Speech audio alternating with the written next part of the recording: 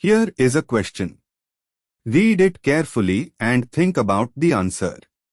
Let us solve it step by step. Let us first understand the key concept here. Selective reduction of a ketone in the presence of a nitro group. Moving on to the next step. Identify the functional groups present in the starting material. The substrate is 4-nitrocyclohexanone, which contains a ketone, C is equal to O, and a nitro group, number 2. The target product is 4-nitrocyclohexanol, where only the ketone has been reduced to a secondary alcohol while the nitro group remains intact.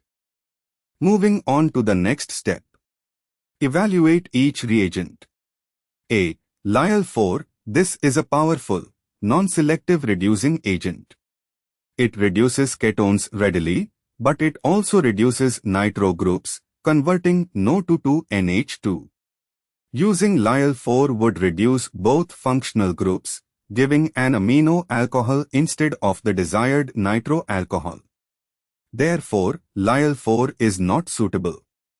B. NaBH4, sodium borohydride is a mild, selective reducing agent.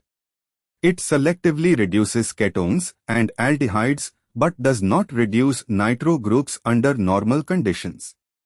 Thus, NaBH4 will reduce the ketone C is equal to O2CHO while leaving the NO2 group untouched, giving 4-nitrocyclohexanol as the desired product. C. H2Ne, catalytic hydrogenation with Ne reduces both the ketone and the nitro group. Nitro groups are readily hydrogenated to amines over Ne. This would not give the desired product.